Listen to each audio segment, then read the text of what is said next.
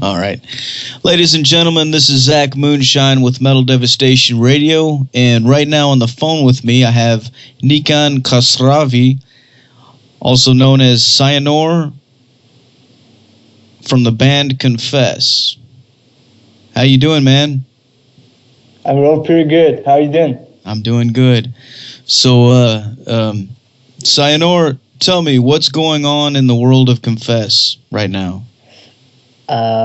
It's pretty busy, man. We just released out our new EP album, extended play album. I guess something about 10 or 12 days ago, called "Back to My Future," which includes two, obviously the two or three, the three songs from our last debut album called Beginning of Dominion, which is really remastered and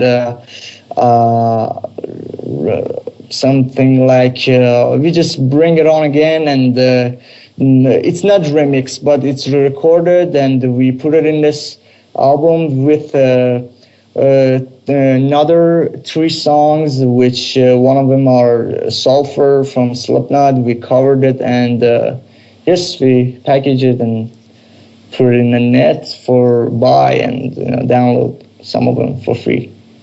Very cool, man. So let me ask you, how did you guys come up with this? How did you guys get this band started, and how long have you been jamming? Yes. We started something like, I guess it was 2009. Yes. I had decided to start a band, and that time it was really something like impossible, man. I was in some thought that can I do it or not, and I wasn't thinking about doing some covers. And in my opinion, I guess this is, and somehow it's really wasting your time if you can concentrate on what is your songs about, doing your lyrics, check them out to make them better. I guess it's sounds pretty cool. But I tried to jam with some of my friends. It doesn't work at the first time, but I just put some times on it, and we gather some of my friends, call one of them, which is still in the band, called Ali Begi, with stage name Mr. Master.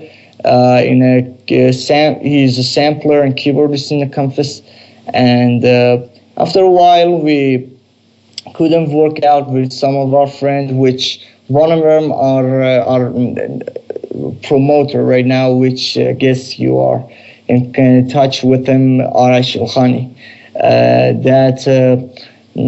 He played bass, but we didn't could really get along with, but we're still friends, and we will. But after, I guess, a year later, we enter another rhythm guitarist called Shanti Shokri, the Dictator, the stage name. And we are still three guys in the band.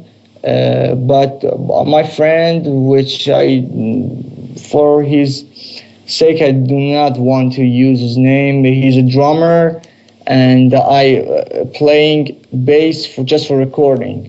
And that's how we do it. But we have planned to complete the band, but it's really something really hard to keep your band really ready in Iran, because there's lots of problem. You know what I mean? But we're still doing that. Very cool, man. Now, you also told me that you go by the stage name of Minus 13. What can you tell me about that? How did you guys come up with these names? Yes. The cyanide means cyanide in English, and it means the negative, the most negative,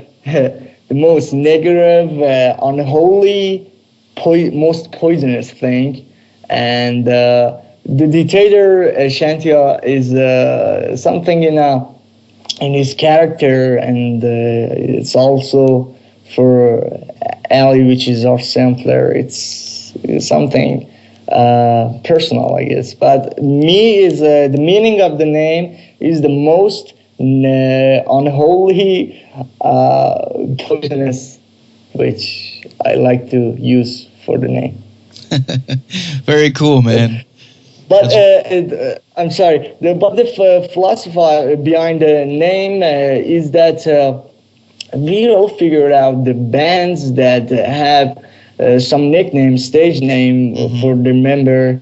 It's really I can't really people can can't touch them. It's I guess it's really useful for the popularity of the members of the band, like Slipknot, like lots of bands. But, like Dimebag. Yes, absolutely. There's a lot of bands that are doing this still. But before, there's a lot of bands like Kiss. But some of the stage name, the nickname, is given by the fans. But for example, one of my nickname that I've could take from the fans is Painter of Pain, because of one of our song is Painter of Pain, the name of it, and the people like to call me sometimes Painter of Pain. That's awesome, man. That's pretty metal. Thanks. Right there. Thanks. Now, growing up there, what would you say your influences were that really got you started in metal? Yes, Slayer. Slayer, Lamb of God, Slipknot, Pantera, Killswitch Engage, Trivium, Whitechapel, Alter Bridge. But the Devil Driver, there's lots of bands, but most influential five bands for me is Slipknot, Lamb of God, Slipknot, Pantera, and Trivium. I really dig into that. Awesome. Yeah, we love to play all those guys too. Yes. And there, also tell us what country are you guys from, and what is the metal scene like there? Yes, we are from Iran, obviously, from Tehran, the capital of Iran, and how can I say?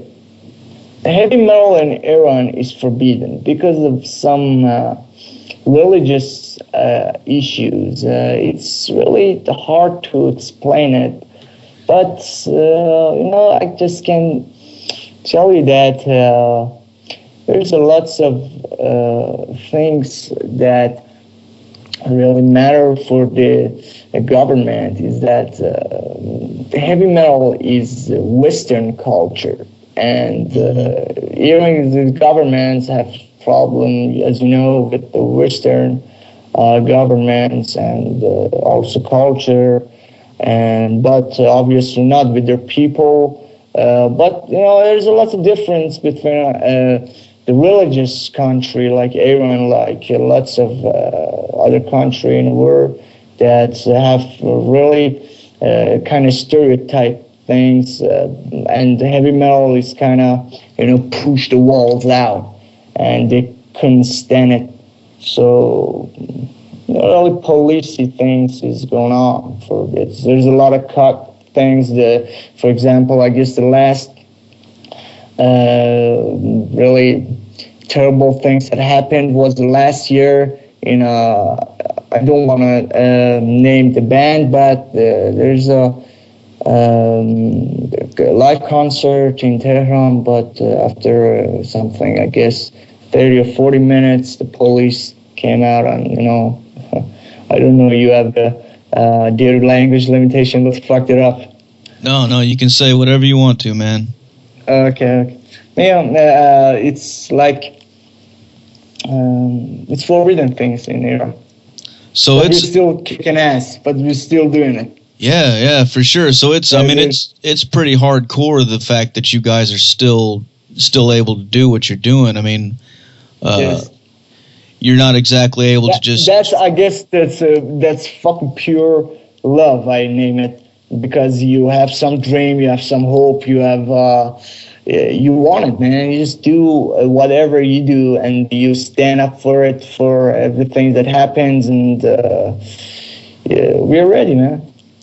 So, I mean, how do you guys, are you able to play shows there? Or, I mean, I'm No. assuming something like that you'd have to keep pretty hidden, right?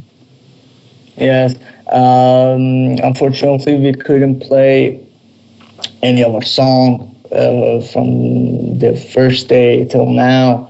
Yes, I could fortunately have some experience about playing shows, but out of this band, even before the conference found, but some kind of soft rock style genres, and it wasn't really good, but you know. So But we really have some. I guess 2 years ago we had some in from Lithuania and Armenia. We had some for some festival we wanted to play. They invited us, but we couldn't go there for some economic things, for visa and something like that. For example, 1 years ago we invited in USA for doing some stereo. It was like a local band's party, they're playing songs, but they wanted to invite us, but we couldn't go there, and we're still there.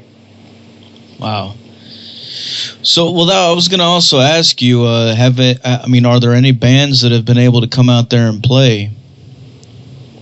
For example, the professional bands like Metallica and like that. Yeah.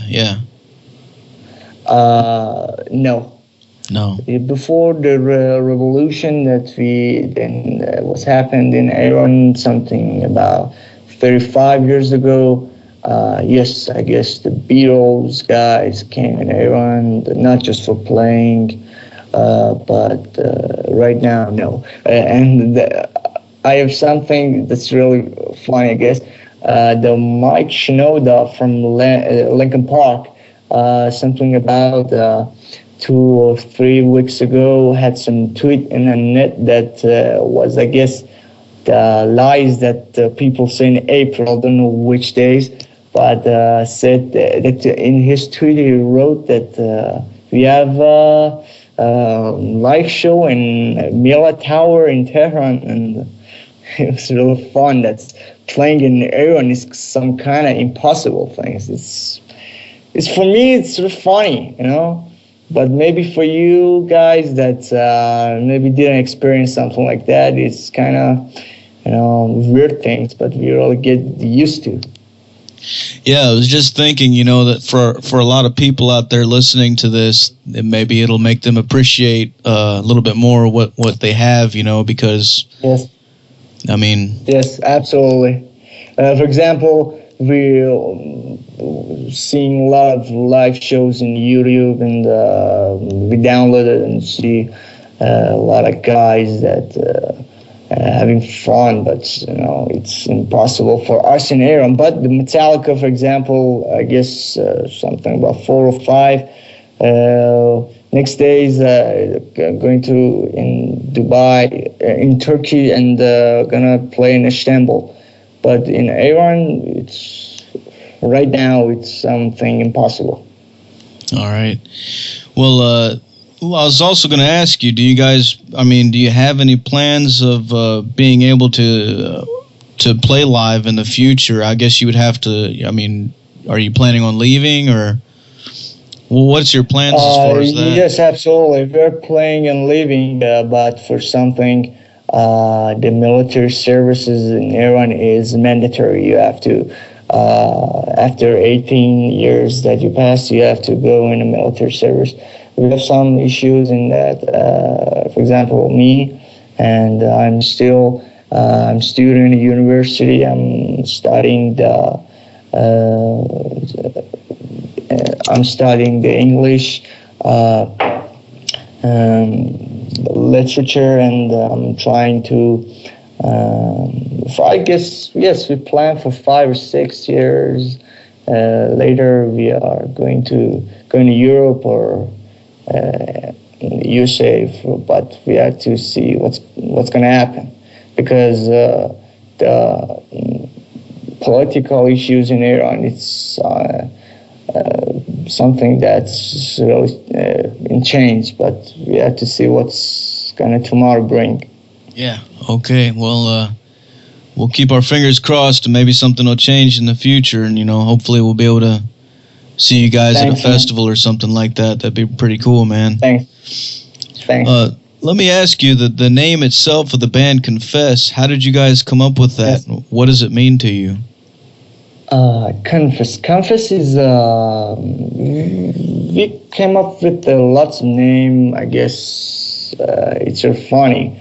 We had 400 names in the first place, and we choose them, one of them, and still doing it. But the Confess is kind of, the philosophy of Confess is that we're talking about things that it's kind of remonstrating things, and it's kind of confess that there is a problem, and we just we're gonna wreck the problems, man. We're gonna solve them, not the blasphemy or something, religious things or the political. Yes, we have really, in my point of view, if you have problem, you have to solve it in a ways. But the confess is that that we confess that there is a problem, and we have to do something about it, but because it's not gonna change itself, That's very cool, man. Well, and I noticed on one of your records you did a cover of Pantera, This Love, and you also did Slayer. Yes, and the Lamb of God, and the last EP I told you, the Sulfur from Slipknot, 4 cover till now. Yeah, very cool, man. You guys did a pretty good job on those covers too, man, I gotta say. Thanks, man. Thanks. All right. I'm really a big fan of Dimebag Darrell, Slayer, Pantera, and I was kind of had to do that tribute because I'm really big fan, and I'm really happy to did it, and I'm really happy that the fans and you and a lot of people like that, and thanks, man. Hell yeah, man. We're absolutely gonna keep it up for the future. Now, for all the people out there listening, and where can they go to find your music and anything like that? Yes. We are in Facebook. The page is Confess. We are in a SoundCloud, in YouTube, and in Reverb Nation, and Twitter, and there's lots of social network that we are they're really active there. But in Iran, there's still a way to buy the stuff.